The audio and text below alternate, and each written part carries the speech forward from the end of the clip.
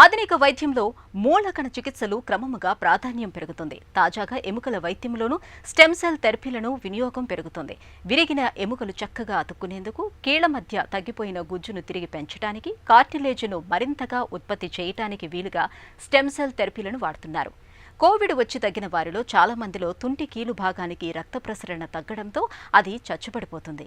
ఇలా చచ్చుబడిన తుంటి కీళ్లను మూలకణాల సాయంతో చక్కగా మరమ్మతు చేయొచ్చని చెబుతున్నారు డాక్టర్లు.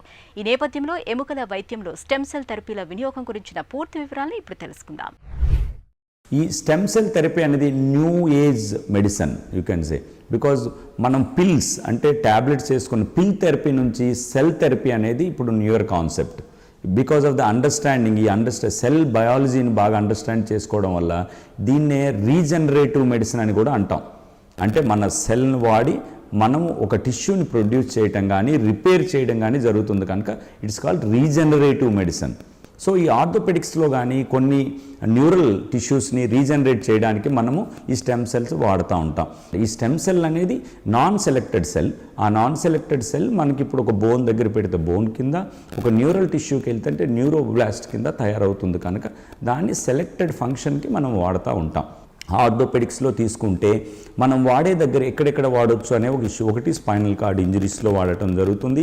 రెండోది ఏదైనా ఒక టెండాన్ అంటే డీజనరేషన్ ఏజ్ రిలేటెడ్గా కానీ, ఒక ఓవర్ యూజ్ చేయటం వల్ల కానీ, ఒక టెండాన్ కానీ, ఒక లిగమెంట్ కానీ, ఒక టేర్స్ కానీ అయ్యి ఉన్నప్పుడు వాటిని కూడా మళ్ళీ రీజనరేట్ చేయడానికి కూడా మనం సర్జరీస్తో పాటు కూడా ఒక్కొక్కసారి వీటిని వాడుతూ ఉంటాం ఆ స్టెమ్ సెల్స్ని.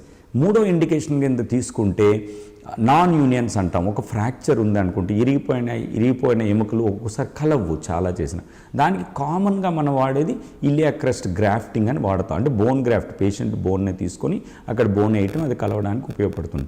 ఒక్కొక్కసారి ఆ బోన్ గ్రాఫ్ట్ సరిపోవచ్చు, దానికి ఇంకా ఆగ్మెంటేషన్గా మనము ఎల్లో గ్రాఫ్ట్స్ అని కానీ వాడేటప్పుడు ఈ స్టెమ్ సెల్స్ కూడా వాటికి యాడ్ చేయటం వల్ల అక్కడ బోన్ మార్ఫోజెనిక్ ప్రోటీన్స్ అని కానీ, సైటోకైన్స్ అని గ్రోత్కు ఉపయోగపడేవి, అక్కడ గ్రోత్ హార్మోన్స్ కానీ అట్లా ఈ స్టెమ్ సెల్స్ని ప్రొడ్యూస్ చేసటం వల్ల ఈ బిఎంపి, సైటోకైన్స్, ఈ గ్రోత్ ప్రోడక్ట్స్ ఈ సెల్ నుంచి రావటం వల్ల ఏమవుతుందంటే అది హీలింగ్కి యూజ్ అవుతుంది.